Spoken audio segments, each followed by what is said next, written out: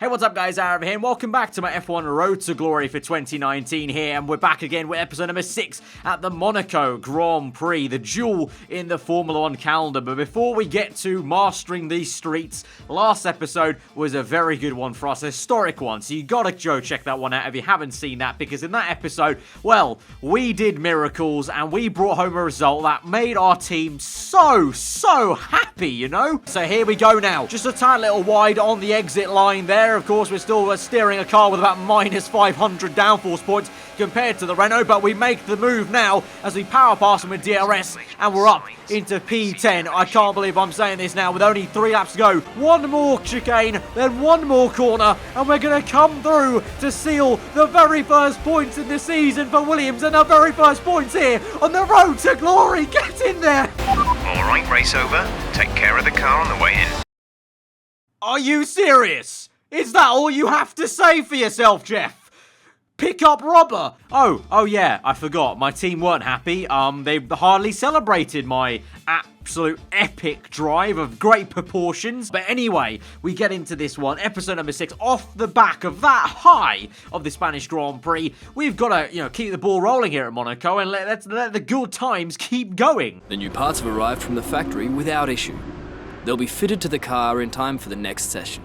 And this is what I'm talking about. Another upgrade to the car. It hasn't failed. You know what? I think the tides are turning. I think we're starting to come on the up. You know, it seemed like the road to glory had a few barriers in front of us that we had to kind of pay toll on and whatnot. I feel like we got past the entry toll barriers now. We can just, we can set sail, max 8th gear, plow down the right-hand side and just overtake cars on the right-hand side lane and plow on down this long stretch road motorway to glory. And to that, let's get into qualifying then and see how we do. I think we could do quite well. Monaco, obviously, it's all about the driver, less so the car, really. Maybe not true for the Williams car because the car is so horrendous that it really might affect the driving, but, we'll give it a good shot. And actually, as we entered Sector 1, I was actually looking pretty damn good. We had a great exit off Turn 1 through into Casino Square. It was a little bit slow, and you can see there the car starts to wobble a little bit. We get it turned in quite nicely, though, to the actual apex at Casino Square on the right-hander, but then Mirabeau gets very slow. By the end of the lap, we're still P14, though, into Rasgas. The car was very heavy indeed, and through the last corner, then we do navigate it quite well, and we're actually kind of come through in a fantastic P13 there. We're very happy with that position. Well done. And for once, my team engineer's reaction is the right reaction to that. We have done really great work. We're 1.15 off pole position. That is the closest we've got to pole position, but the car still felt like it had the rigidity of like jelly on a table wobbling around those corners, so I'm not too, confident really of the race. We've done an okay job in qualifying, but Monaco is going to be difficult to pass around, and I feel like we're going to find it more difficult to pass anyone than others might be able to try and pass us, down the inside. They can slip one there when the car's just kind of off centre, off balance. So I'm not too confident, but it's a good start at least. You made it look easy. It's been a great qualifying session for you. Are you going to carry that momentum into the... Of course I made it easy, Claire. I'm making a Williams car actually look like an actual Formula 1 car. It's not really, just masquerading as one. But to answer your question, no, I'm not really thinking we're going to have momentum. The car's horrendous, and I think we're probably going to fall off the cliff in the race. But I've got to say something PR-worthy, so yeah, sure. You didn't practice much this weekend. Are you saving your car for the race? Yes, I am saving the car because we don't have any spare parts here at Williams. The team back at the factory too busy, counting their ball bonds left in the tin to make any spare parts. So actually, I'm going to fashion some spare front wing actually out of some kind of Pritt stick and some sellotape and maybe some ice cream sticks if Kimi Raikkonen's about, finishing them in the paddock. So that's going to be the kind of makeshift wing I can put on if I break it in the race. So yeah, definitely a case of saving as much as we can. Appreciate your time. But enough about bodge jobbing the car together. We're not going to think about that. We're going to have a clean race here at Monaco. It's time to do the business. We could become the master of Monaco. You guys remember from back in the day, way back in the day, the original F1 Road to Glory on F1 2012. Monaco was always the place we could get a win. And you know what?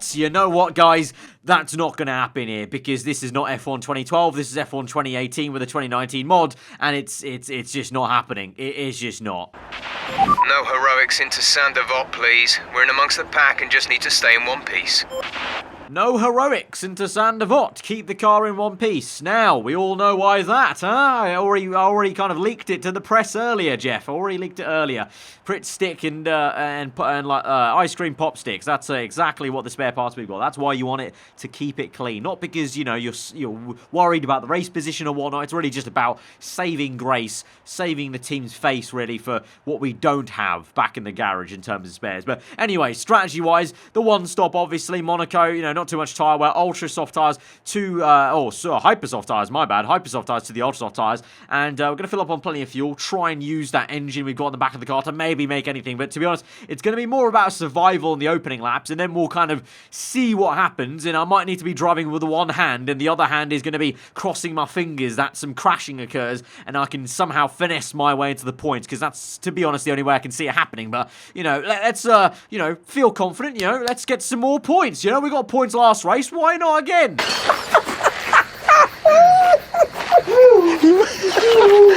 Since we got points last race, I feel like anything is really possible now in this world of Formula 1. So here we go then to 5 red lights to the Monaco Grand Prix.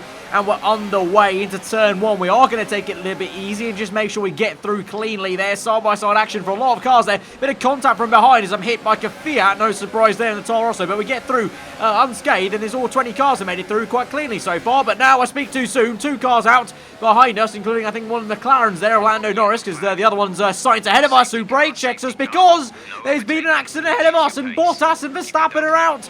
We've overtaken Sainz as well somehow, I suspect a little bit illegally, but you know what, the FIA like to give a helping hand to those in need. I feel like we're a charity at this point, so the FIA will, you know, tick their box for donating to charity with that one by looking the other way. And so we're up into P10. We're already in the points now, and now we enter what I feel like is where the Williams car really comes to shine. This is where the Williams car really shows what it's made of. The stability is the best it's ever going to be. The car is on rails. The downforce is so much, and you know, you just need to ignore the fact we're going at, you know, in second gear at 50 miles per hour. That doesn't matter. The car is still stable, and the car is still sticking to the road like every other car. We are as fast as a Mercedes and Ferrari and Red Bull in this phase of the Grand Prix, and that's the party line I'm going to go with. Anyways, after that sponsored propaganda messaging from Williams, we're going to return to the racing as the safety car is going to be in this lap. We're going to green, and we'll try our best to have a good exit and try and stay on the back of Kevin Magnussen. It's going to be a bit awkward, though. The Williams isn't the best at getting the traction down. You can see already wobbling a bit as we get the power down. As we go green through the last corner, the car feeling very skatish there, but we managed to actually make it through, and we've actually gotten away a little bit from Carlos Sainz and still have Magnussen in our sights, actually. The distance is larger to Sainz than it is to Magnussen, so I say that's pretty much an A+ there in the grade book if our teacher was marking this paper of the Monaco AS level term paper Grand Prix round 6 video. Yep, so yeah, we're gonna go with that and gonna continue on then in P10, setting a purple time in the first sector. So you know things are going well for us when we're seeing purples. Not often we see that colour really in this car, and we're actually gonna have a little look here. Magnussen, oh, we caught him napping a little bit in the hairpin, but he thrust us a little bit towards the wall, so we're gonna be careful about that, about the damage there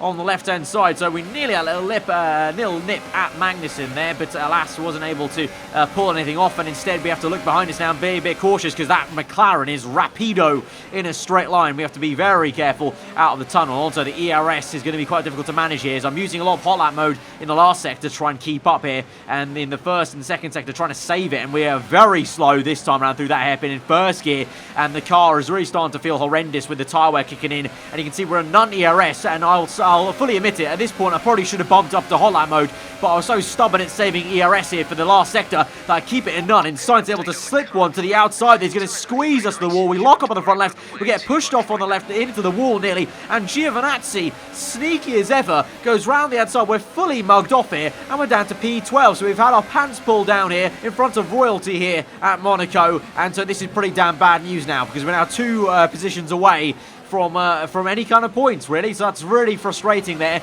And obviously, Monaco being Monaco, it's going to be so tough to overtake. And like I said, the tyres are going off. I probably should have pit this lap. So a series of few little foibles and mistakes, and me kind of having tunnel vision of wanting to stay with the pack I'm fighting with. Eventually, alas, we do come in on lap number 7. I'm begging, just like was I think the case at China. I hope my pit crew can do me a solid here, and we can try and jump someone in the pit lane. I mean, if we can't do anything, at least we can do pit stops, right? You know, the car may not be great, but at least we can change the tyres is, right? And there we go. We're up into P10. That is once more ahead of Giovanni. Obviously, some cars go past, so we're P11 once more. Kvyat, though, unfortunately does overtake us with an undercut because he was actually behind us, I'm pretty sure.